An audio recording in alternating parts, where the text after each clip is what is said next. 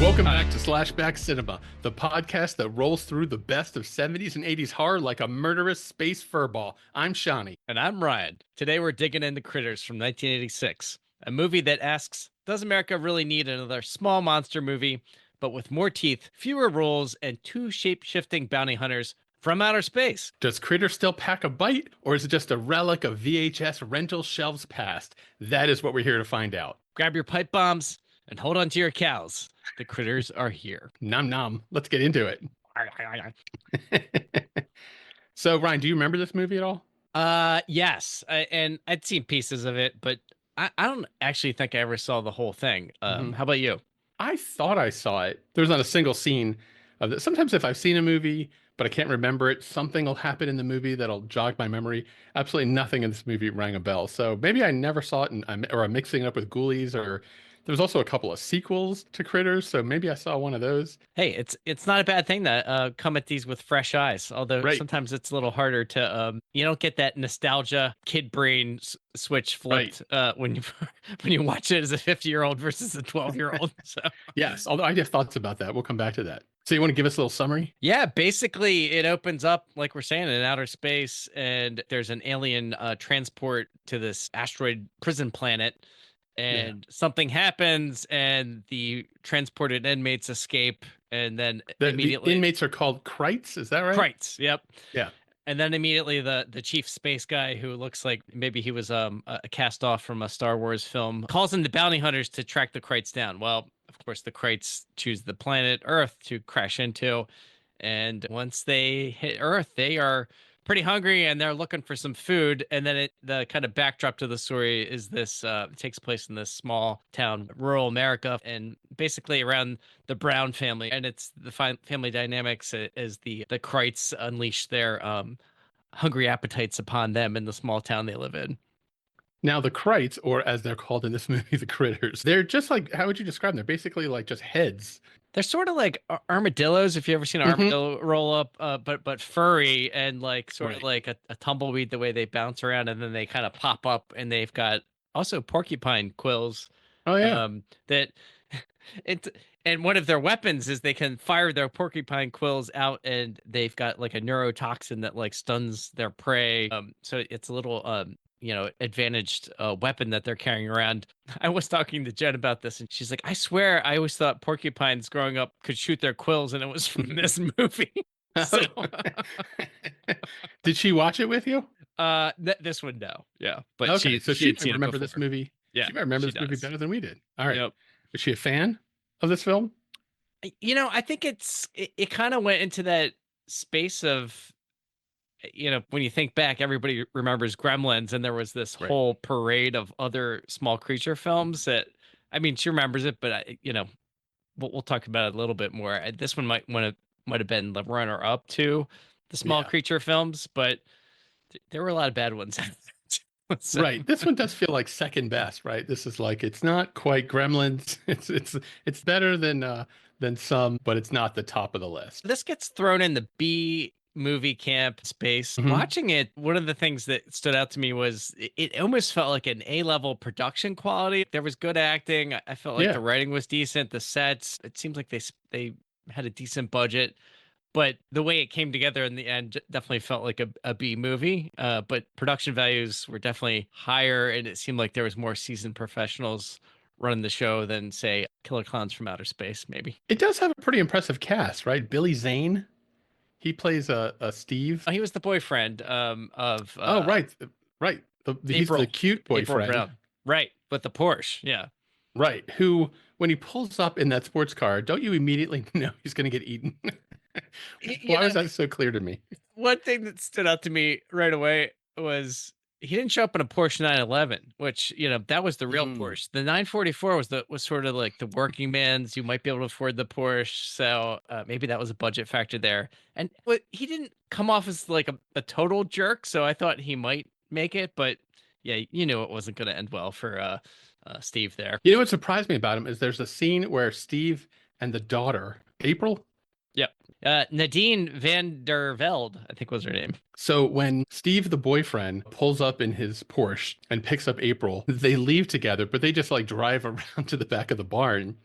And what surprised me was it's April, the daughter, who is the one kind of like pushing Steve to go up into the barn and have a little makeout session. That I thought was a little twist. That was a little women's lib right there, Yeah. because the guy's definitely not putting pressure on her. The guy's actually like, "Are your parents going to be okay with this?" A And she's like, "Come on, let's do it." couple things in that scene. There's this whole attack on the house, and it's the first time you meet the Kreitz and see them. Like dad goes into the basement, and then the power's been cut, so he's trying to find out what's going on. The mom and the son are at the top of the basement, and then he gets attacked, and he's getting ripped up, and there's all this screaming. So that's all been happening. Finally, they cut back to the couple making out in the barn. Yeah. 20 minutes later, they haven't even made it to first base. Like, Right. clothes are still on. Like, they're just still smooching. So, very wholesome. Yeah, And, PG-13. right. And then, of course, then the Kreitz do show up and proceed to eat him. I So, my theory is the fact that they're still dressed is actually why April stays alive. I feel like had they gone to one more base, then she would have had to have died too. good perspective. It's a lesson for the kids. And so, you want to talk about the family a little bit? Did you recognize the actress that plays the mom? She looked really familiar. What Helen Brown was the Yes. character, but the actress was Dee Wallace, right? Yes. So, do you remember what she was in? She was in another horror movie, right? She was the mom in E.T. Really? Yes. Wow. So she was the mom in the biggest movie of the decade of the 1980s. And then she was like, "You should need a follow-up movie? How about Critters?" Speaking of cast on this one, Nadine van der Velde. The I'm girl sure. that plays April? Yeah. So I looked her up, and she's actually had quite an accomplished career as not only an actress but a writer. But she shows up the following year. We were talking about other like small monster movies Mm-hmm. in this one called Munchies, which I had never heard of. Me But she neither. essentially plays the same character. She's the daughter who's making out with the boyfriend in the bed and gets attacked by these little creatures. And I'm like, wow, who was her casting agent? He's like, Right. I've got another one for you, Nitty. Yeah. Like, Yeah, right. there was a lot of familiar faces in this one, and apparently later in the film legacy, maybe the third one, it was Leonardo DiCaprio's film debut Yeah. as well. Critters, a lot of OG shit right here. You know what? Critters 3 is Leonardo DiCaprio's first film, and then Billy Zane is in the first one. That is two cast members from Titanic. Do you think James Cameron was a fan of Critters? Connect the dots. Yeah, the only person they're missing is Kate Winslet. All right, you want to talk about favorite scenes? Yeah, what do you got? I got a scene that I felt like when I watched it is also going to be your favorite scene. So I'm very curious, or one of your favorite scenes. I wouldn't say it made me laugh out loud, but I definitely was amused by it, and I rewound it so I could be amused again. There's a scene where the little critters are chasing little Brad, the teenage boy, up the stairs. And they have set up in the movie that he's like really into firecrackers and fire. Right. So he starts a little fire and he sets a little critter on fire. And the little critter rolls away as smoke is coming off of it. And then the little critter leaps up and puts himself out into the toilet bowl. And the caption is, "Ah." So I like the fact that the movie, like, it had a little goofy sense of humor about these little critters. I liked how they rolled around, those little fur balls. Yeah, they were And as I watched it, entertaining. Yeah. I pictured the crew just like rolling fur balls down steps or throwing them kind of like bowling balls, little furry bowling balls. You see these little critters rolling through the woods, and I just imagine the cast kind of rolling these little creatures around. I got a kick out of how they walked and how they ran. Yeah. It was like that was a scene. like the hedgehog. Yeah. That was a scene I thought you would like. Was that on your list? Was that a That was favorite of not yours? on my list, but it's related because it was sort of in the same, I feel like, sequence where they're Right. getting chased up into the house. So, That was funny. What made me crack up was okay, wait, was it the scene where the two critters are outside talking about the fact that people have a weapon? yes. Yes. Okay, that was also on my list. Yeah. I wanted more of that. Like that actually made me laugh out loud. Essentially, they're trying to get the family. The critters are coming up the critters. front door Yeah. and steps to the house, and they've rolled past the gate. And there's been this exchange. They make it in. The family makes it inside. Yeah, Brad runs around and yeah. lets the family in, so they get inside, and then the critters, they're just making these critter noises like, all right, but they're Right. they're giving the translation and subtitles below, and the one says, well, they have weapons, and the other critter's like, so what? And then the gun pops out the door, and blows him away, and then the critter's like, "Fuck!" Yes. I actually read that in the first cut of the movie, there was no subtitling. Did you read about this? No. It was not a part of the original movie, but they put in that one scene that you just described, and the audience reacted so well to it that they went back and got extra money to have a little bit more subtitling of the critters. Because you're right, that scene worked. I was surprised they didn't do more of that, and it was, I guess, because it wasn't part of the script originally. But every time the critters would speak to each other and you'd see the subtitles, they were pretty entertaining. Yeah, it was funny. I feel like I laughed every single time a shotgun shot a critter because they would explode like like a pumpkin every single time. Just And goo went everywhere. They were great. Great little it was explosion. mom really taking them out. Like again, Yeah. like if you remember in Gremlins, the mom was kicking ass in the kitchen, taking out all the gremlins with the blender and the Hmm. microwave, and here mom Right. was packing the shotgun. I think she took out two of them with shotgun blast. So Yeah. props to mom. I felt like there was another scene where there's a missed opportunity. I was really surprised how the movie did this. So we've already talked about the scene where April and her boyfriend Steve are up in the barn making out, and Steve's been eaten up by the critters. But her brother, April's brother Brad, runs into the barn to save his sister. He lights a firecracker and throws it, and the little critter eats the firecracker. And this to me is a huge missed opportunity because you see the sparks of the firecracker coming out of its mouth, and then it just falls over. And I Right. thought, It's you're like not going to blow up like the critter. a Yeah. little bit of smoke. Yeah. I was waiting for the big bang I couldn't actually. believe, maybe they ran out of money at that point because there was nothing funnier than seeing these little critters pop. And they really felt like they blew it at in that one little scene. Speaking of touching family moments, I was surprised how long the film took to set up because it is a Mm. good 35 minutes. You get a little bit of the context in the beginning with the opens in outer space and the bounty hunters or whatever. Then it's really focused on this family and the town and kind of the characters around town, the police chief Yeah. and the woman working the CB at the police station, and then Right. the town drunk who's getting messages in his feelings from the aliens. And Charlie? yeah, Charlie. So it really takes its time to get going. I was thinking about this compared to, because we talked about the secret sauce that Spielberg would bring to movies like Gremlins or E.T. Because thinking Right. about this movie in relation to that, because there's no cute gizmo or kind of cuddly factor or kind of like, oh, these little critters are mean. Yes.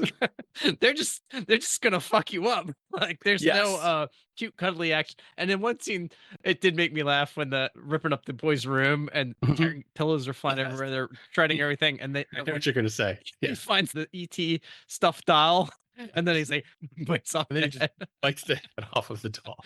Similar stuff like in Gremlins, where you just get to enjoy vicariously the creatures just destroying the world. Do you think they're a little more vicious in the Gremlins? I don't know, because Spike and some of the Gremlins were pretty horrible.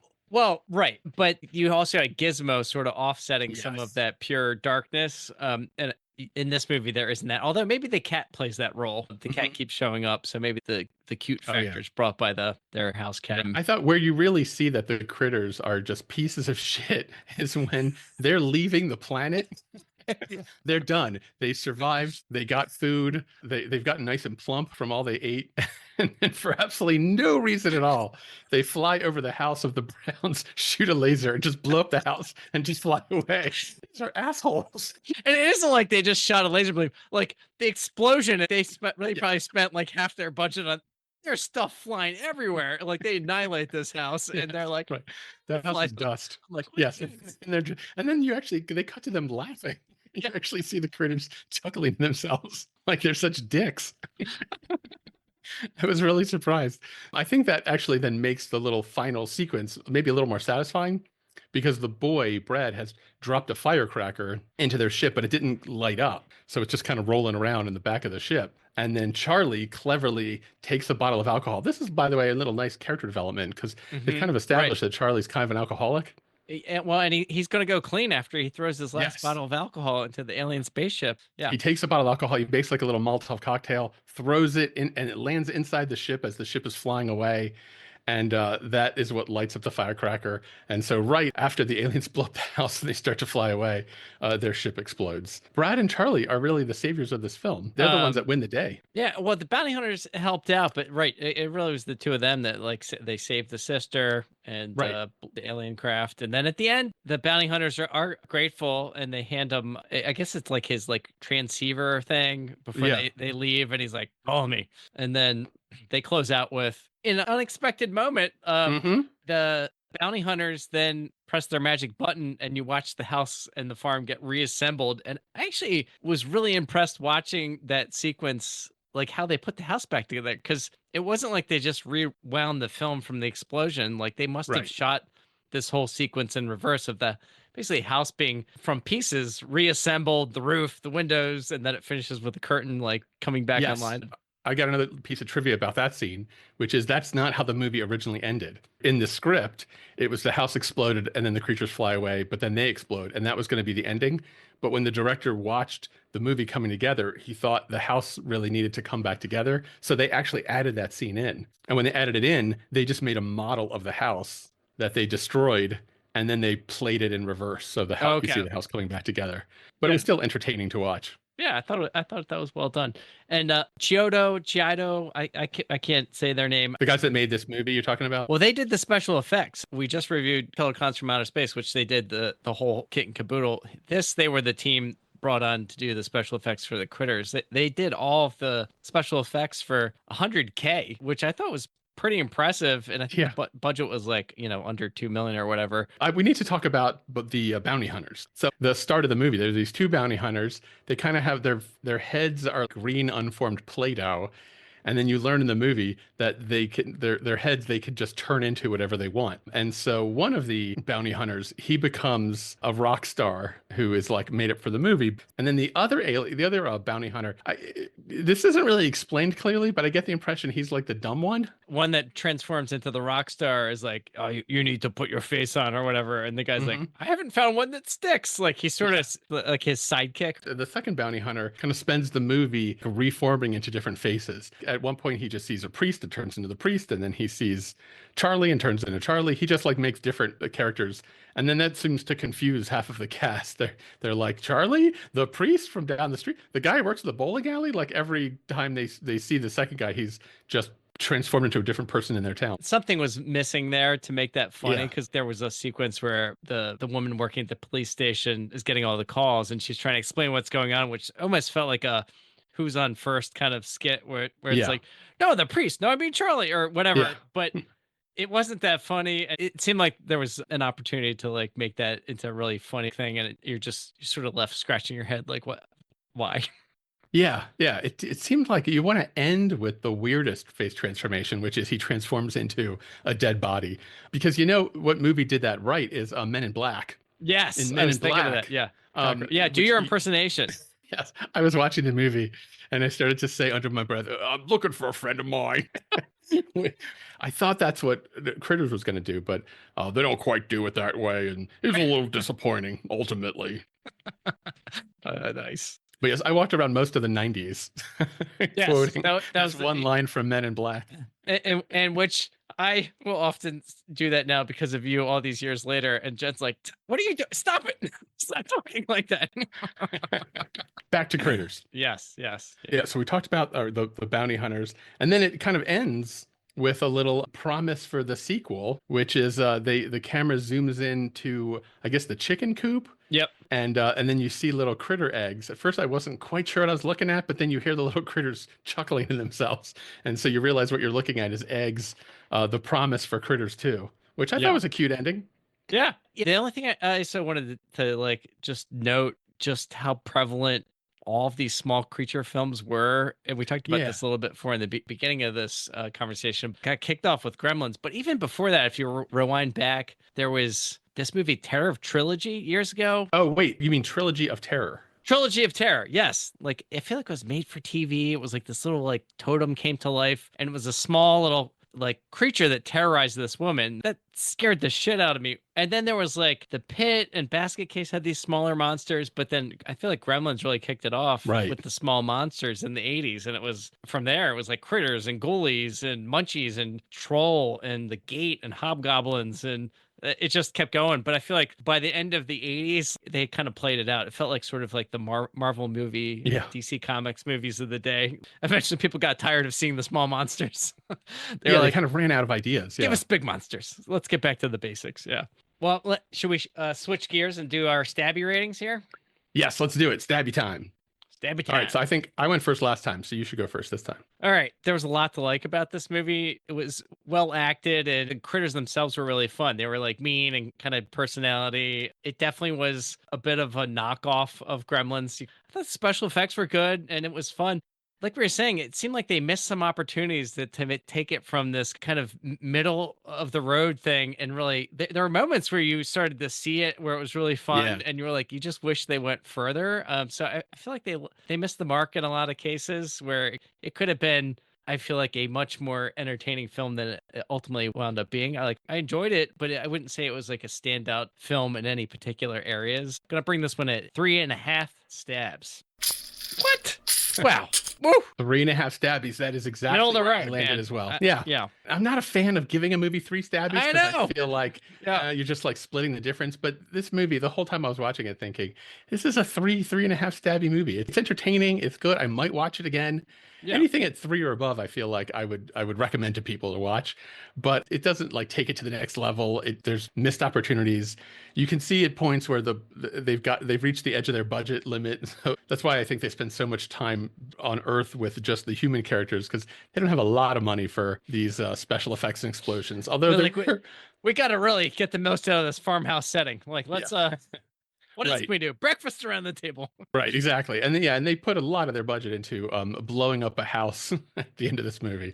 But the creatures, I agree with you. They were funny and cute, and I like how they walked around. I'm going to recommend that we put Critters 2 on the list, because Critters 2 seems to be the one that people like more than the original Really? Critters. Yes. All right. And so I was going to pitch an idea to you that we just do 1 month where we watch the sequels of other movies we have watched on SlashBack. Could be And we fun. could see Yeah. Critters 2. We could watch Nightmare on Elm Street 2.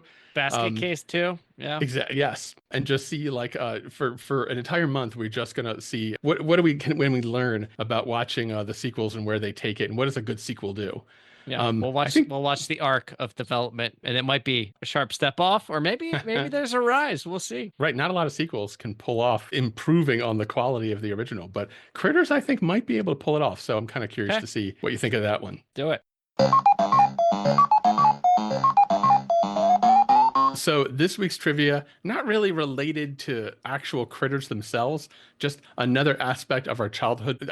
I went really far back. So this is like late 70s, very early 80s. So you're really going to have to work your mental muscles for this one. Oof. It's about video games, but this is going to be video games from like arcade era. Okay. Remember when they used to have arcades? Space Station was the big one. That was not in was it in Reisterstown, or were we in Owings Mills at that point? But that That was yes, I think that was Owens Mills. That was the spot Yes. to go. Every mall used to have an arcade. And then do you remember the arcade in Ocean City that we went to that's still there? What was the name of that one? Oh, I'll tell you, Orion, that was Fun City. Oh yeah, where you like to have lots of fun. City. That makes no sense. And we kept repeating it over and over again. And then let's not forget the arcade at Towson, where we both went to college, where perhaps Oh, yes. 1 or 2 classes got missed. I mean, in our defense, we had the high score and we didn't want to stop playing at that point. You can't walk away. Absolutely. All right, so here's my 3 questions. Ready? So, Ryan, Go. question number 1, what arcade game has you building hamburgers while you're being chased by a hot dog, a pickle, and an egg? Now, here are your 4 options. Number 1, is it Egghead? 2, is it Burger Time? 3, is it Burger King? And 4, is it Chef Time? What is the arcade game where you build hamburgers and you're being chased by a hot dog, a pickle, and an egg? Burger Time. That is correct. Yes. You know what's interesting about arcade games from this period is you think the ones I remember were all violent, but in fact, this was a video game where you played a chef and you were just making food for people. It's also related. It might have came out later. Was Tapper, where you had to serve Right. drinks to people. They hadn't quite worked out what kinds of games would work and what people would like. So they would just try anything. Let's see if kids like making hamburgers. This will get them ready for their job working in fast food. Yeah. So McDonald's sponsored this one. question number 2. Of course, everybody remembers Pac-Man. A Pac-Man is a game where you're being chased by 4 ghosts, and each of the 4 ghosts have a name. So there's Inky, Blinky, and Pinky. But the last one, Ryan, he had a different name. What was the name of the 4th ghost? Was it Carl? Was it Skippy? Was it Joe? Or was it Clyde? It was Carl. It was Clyde. Oh, All All right. So my final question is about the Atari 2600 game. Did Okay. you have a 2600? I Was did, that your yeah. machine? That was my first one. Well, we had some OG Pong game, but that was our Mm. first console system. All right. Final question. What Atari 2600 game fits this description? What video game was the object to avoid bad guys while collecting phone parts that are hidden in pits? Is it Venture? Is it Pitfall? Is it Haunted House? Or is it E.T. the Extraterrestrial? Phone parts? Yes, parts of a phone. The Oh my only way God, you that was could figure this out is you'd have to think about like what a phone might be used for, or what movie or storyline closely had phones closely associated with it. yeah. Oh, because right away I was about to say Pitfall, but then I was like, wait, phone parts. I thought you were misspeaking. No. Oh, I said phone parts. Okay, hit me one more time with the options. Your options are Venture, Pitfall, Haunted House, or E.T. the Extraterrestrial. Oh, E.T. It was E.T. because he had to phone home. Yeah, and what a stinker of a game. Like if you ever played that, I feel like that was where Atari jumped the shark with the Yes. technology. That game was so bad. The adaptations of film to the 8-bit technology at the time Yes. it left a lot on the table. It was not Yes, I think that was the first like huge failure in the video game industry. Like that one game, I think practically brought down the entire business of home video games because Atari thought it was going to be a huge hit because of the popularity of the movie. The guy who created the game had like 6 weeks to create it from scratch. Now it takes like a team of hundreds 5 years to make a video game. He had a month and a half. Is that the one? I feel like there's some lore around the cartridges being Mhm. recalled and scrapped, and there was like this giant landfill that was Yes. where they all got buried. Yes, the game was famously a stinker and a catastrophe for Atari and the whole industry. I still have a deep sadness inside me, that disappointment. Small kid putting that in and being like, Jesus Christ, Yeah. this is bad.